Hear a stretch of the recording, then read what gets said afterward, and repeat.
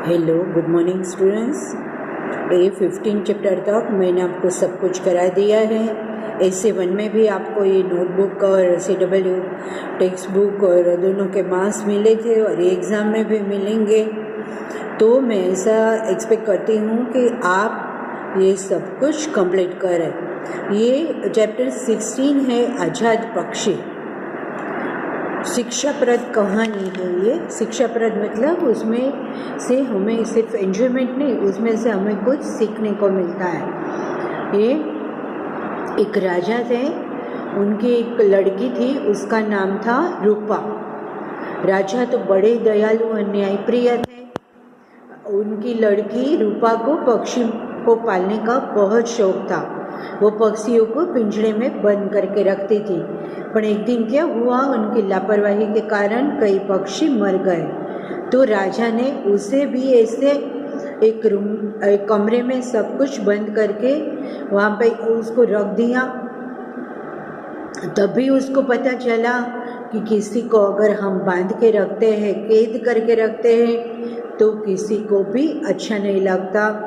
सबको आज़ाद रहना अच्छा लगता है, अपनी मर्जी से घूम फिर सके, सबको ऐसा ही अच्छा लगता है। तभी रूपा वो बात समझ लेती है और सब पक्षियों को फिर वो खुले आसमान में छोड़ देती है। आपने देखे होंगे कितने पक्षी ऐसे ऐसे गोल गोल घूमते रहते हैं नीले आसमान में।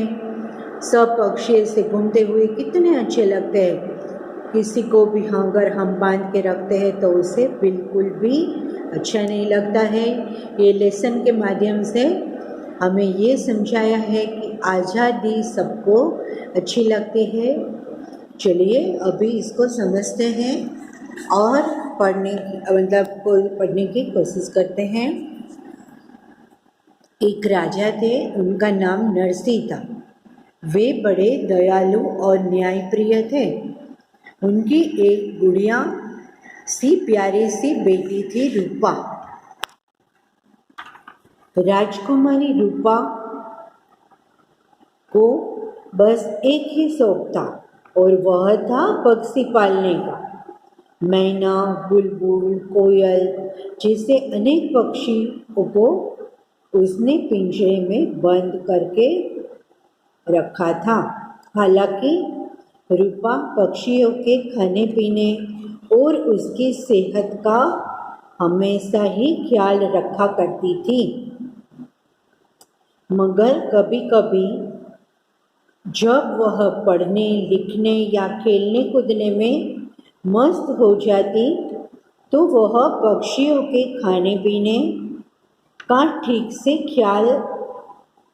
से ध्यान नहीं रख पाती थी। इसी लापरवाही के चलते कई पक्षियों ने समय के पहले दम तोड़ दिया। पक्षियों की मौत की खबर सुनकर राजा अंदर ही अंदर तिलमिला उठते थे।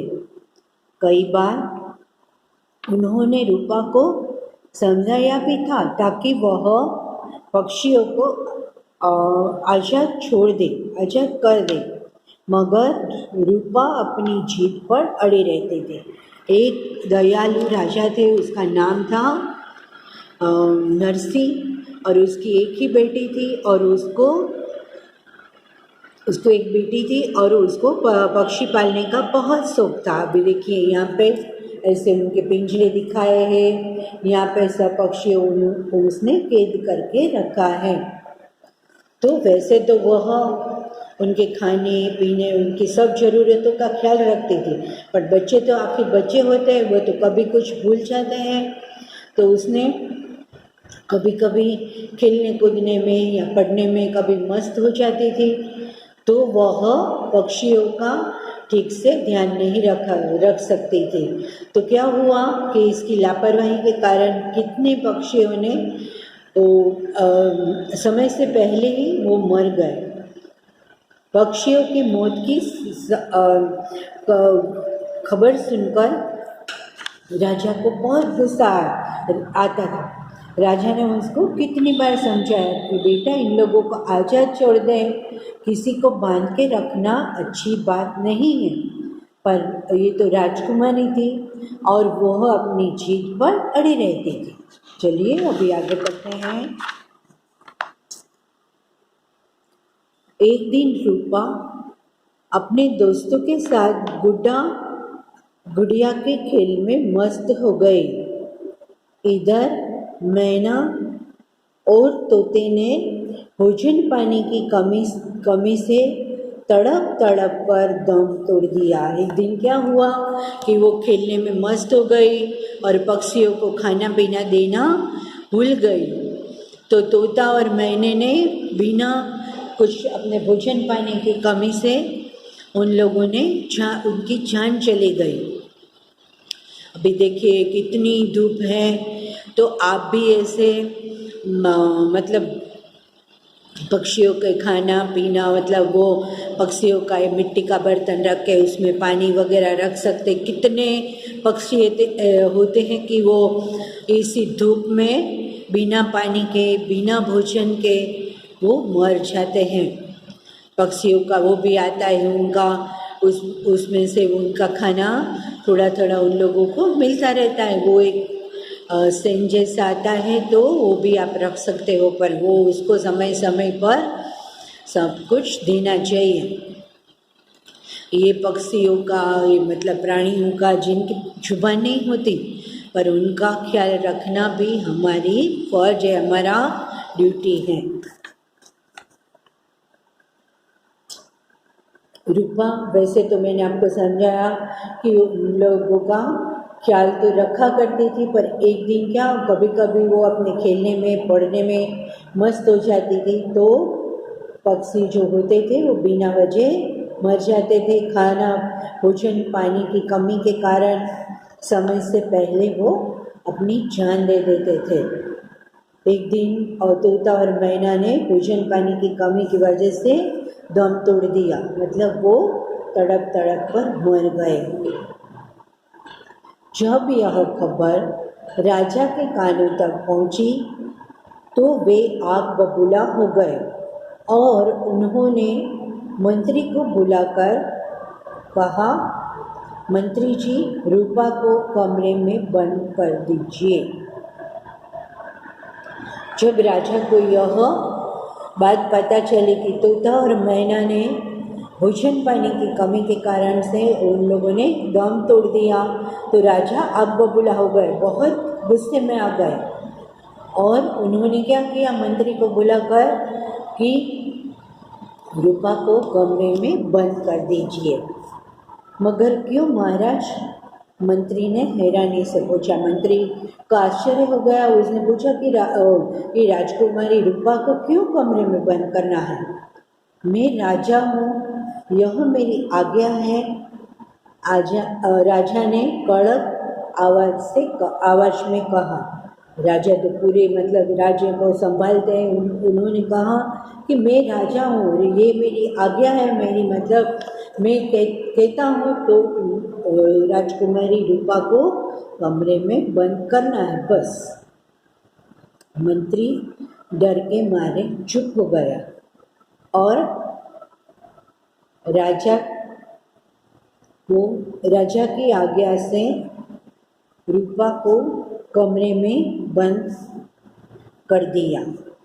कमरे के अंदर तरह तरह के खिलौने और खाने की चीज़ें रख दी गई और सभी को रूपा से बातचीत करने की मनाही हो गई।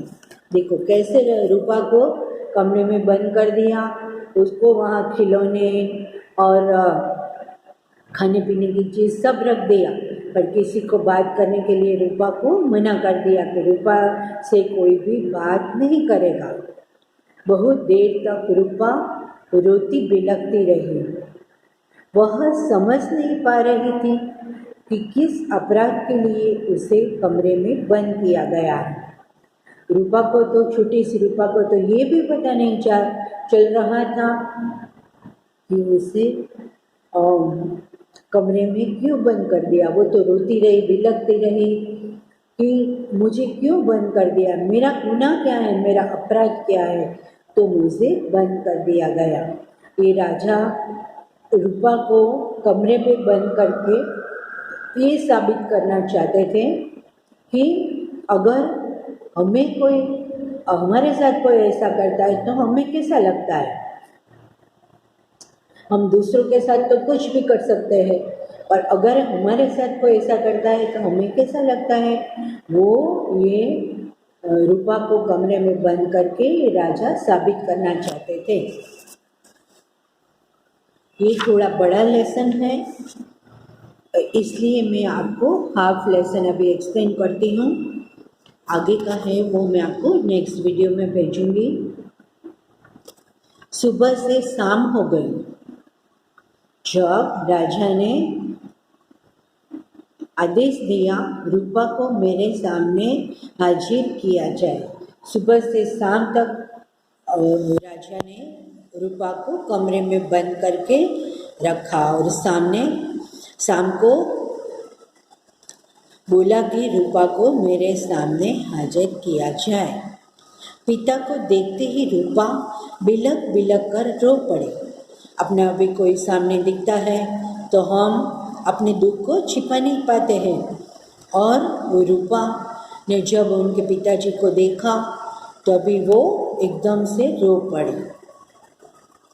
थोड़ी देर के बाद जब उसके आंसू रुके तभी राजा ने उसको रोने दिया थोड़ी देर के लिए, और जब उसके आंसू रुके तो उसने पूछा कि पिताजी आपने मुझे कमरे में क्यों बंद कर दिया गया था। रूपा ने राजा को पूछा कि आपने मुझे कमरे में क्यों बंद कर दिया था। ये यहाँ तक मैं एक्सप्लेन करती हूँ। ये राजा ने कहा फिर से ये मैं नेक्स्ट वीडियो में आपको भेजूँगी। यहाँ तक मैंने एक्सप्लेन किया है कि एक राजा थे जिनका नाम नरसिंह था। उनकी लड़की थी, बच्चे पालने का बहुत शौक़ था। वैसे तो वो उनके खाने पीने का और वो सब ख्याल रखती थी, और बच्चे तो आखिर बच्चे होते हैं, वो कभी खेलने में पढ़ने में मस्त हो जाती थी, तो कभी कभी वो खाना पीना देना भूल जाती थी। तो एक दिन तोता और मैना ने भोजन पानी की कमी से उनकी जान चली गई। कभी राजा ने मंत्री को आदेश दिया कि रूपा को कमरे में बंद कर दिया जाए, और उनको कमरे में सब कुछ दिया, खिलौने, खाना पीना, और किसी को बात करने के लिए उनके साथ मना कर दिया गया। और शाम तक वो राह देखते हैं और शाम को रूपा को बुलाते हैं।